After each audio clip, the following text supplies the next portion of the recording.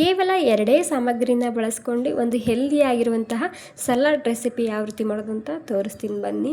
ಇದನ್ನು ನೀವು ಡಯಟ್ನಲ್ಲಿದ್ದಾಗ ಕೂಡ ಮಾಡ್ಕೊಂಡು ತಿನ್ಬೋದು, ಅಥವಾ ಊಟಕ್ಕೆ ಸೈಡ್ ಡಿಶ್ ಆಗಿ ಕೂಡ ನೀವು ಇದನ್ನು ಮಾಡ್ಕೊಂಡು ತಿನ್ಬೋದು. ಜಸ್ಟ್ 3ರಿಂದ 4 ನಿಮಿಷದಲ್ಲಿ ರೆಡಿ ಮಾಡ್ಕೋಬೋದು. ಇದನ್ನು ಮಾಡೋದಕ್ಕೆ ನಾನಿಲ್ಲಿ 1 ಈರುಳ್ಳಿನ ತೊಗೊಂಡಿದ್ದೀನಿ ಮೀಡಿಯಮ್ ಸೈಜಿಂದು. ಇದನ್ನು ಈ ರೀತಿ ತೆಳ್ಳಗೆ ಉದ್ದುದ್ದಕ್ಕೆ ಕಟ್ ಮಾಡ್ಕೊಂಡು ತೊಗೋಬೇಕು. ನೋಡಿ ಈ ರೀತಿ. ಓಕೆ ನೋಡಿ, ಇವಾಗ ಈರುಳ್ಳಿ ಕಟ್ ಮಾಡ್ಕೊಂಡಾದ್ಮೇಲೆ ಅದೇ ರೀತಿ ನಾನಿಲ್ಲಿ ಸೌತೆಕಾಯಿ ಕೂಡ ಕಟ್ ಮಾಡ್ಕೊಂಡು ತೊಗೊತಿದ್ದೀನಿ. ಈ ಸೌತೆಕಾಯಿ ನಿಮ್ಮ ಕಡೆ ಯಾವ ರೀತಿ ಸಿಗುತ್ತೆ ಅದನ್ನೇ ತೊಗೊಂಡು ಮಾಡ್ಕೋಬೋದು. ಇವಾಗ ನೋಡಿ, ಮೊದಲಿಗೆ ಈ ಸೌತೆಕಾಯಿನ ಈ ರೀತಿ ರೌಂಡಾಗಿ ಉದ್ದುದ್ದಕ್ಕೆ ಕಟ್ ಮಾಡ್ಕೊಂಡು ತೊಗೊತಿದ್ದೀನಿ. ಮತ್ತು ಇದನ್ನು ಒಂದು 2-3 ಒಮ್ಮೆನೇ ಹಿಡ್ಕೊಂಡು ಈ ರೀತಿ ಉದ್ದುದ್ದ ತೆಳ್ಳಗೆ ಕಟ್ ಮಾಡ್ಕೋಬೋದು. ಈ ರೀತಿ ಕಟ್ ಮಾಡ್ಕೊಂಡ್ರೆ ಪರ್ಫೆಕ್ಟಾಗಿ ಸ್ಲೈಸಸ್ ಬರುತ್ತೆ. ನೋಡಿ ಈ ರೀತಿ ಒಂದೇ ಸಲ ಒಂದು 3-4 ನೀವು ಇಲ್ಲಿ ಹಿಡ್ಕೊಂಡು ಕಟ್ ಮಾಡ್ಕೋಬೋದು.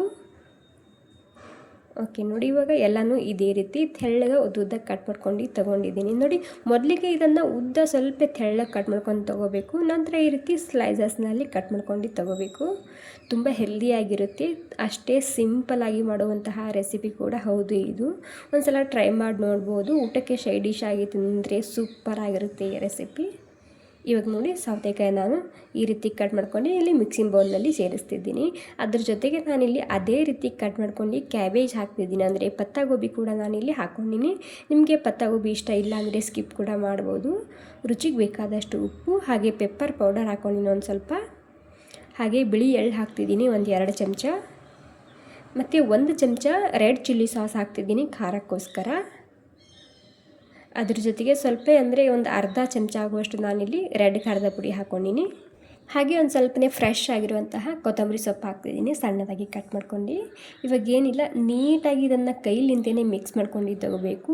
ಎಲ್ಲ ಮಸಾಲ ಎಲ್ಲ ಕಡೆಗೆ ಸರಿಯಾಗಿ ಹತ್ತಬೇಕದು, ಆ ರೀತಿ ನೀಟಾಗಿ ಮಿಕ್ಸ್ ಮಾಡ್ಕೊಂಡು ತೊಗೋಬೇಕು ಅಷ್ಟೇ. ನೀವು ಡಯಟ್ನಲ್ಲಿದ್ದಾಗ ಇದನ್ನು ರಾತ್ರಿ ಊಟದ ಬದಲಾಗಿ ಇದನ್ನೇ ಮಾಡ್ಕೊಂಡು ತಿನ್ಬೋದು. ತುಂಬಾ ಹೆಲ್ದಿಯಾಗಿರುತ್ತೆ. ಕೊನೆಗೆ 1 ಚಮಚ ಸಕ್ಕರೆ ಹಾಕ್ತಿದ್ದೀನಿ. ಸಕ್ಕರೆ ಇಷ್ಟ ಇಲ್ಲ ಅಂದರೆ ಸ್ಕಿಪ್ ಕೂಡ ಮಾಡ್ಬೋದು. ಸೌತೆಕಾಯಿ ಆರೋಗ್ಯಕ್ಕೆ ತುಂಬಾ ಒಳ್ಳೆಯದಂತ ಹೇಳ್ತಾರೆ, ಹಾಗೂ ಡಯಟ್ನಲ್ಲಿದ್ದಾಗ ಸೌತೆಕಾಯಿ ಬೆಳೆಸಿದ್ರೆ ತುಂಬಾ ಹೆಲ್ದಿಯಾಗಿರುತ್ತೆ ಅಂತ ಹೇಳ್ತಾರೆ. ಒಂದು ಸಲ ಮಿಸ್ ಮಾಡದೆ ಟ್ರೈ ಮಾಡಿ ನೋಡಿ.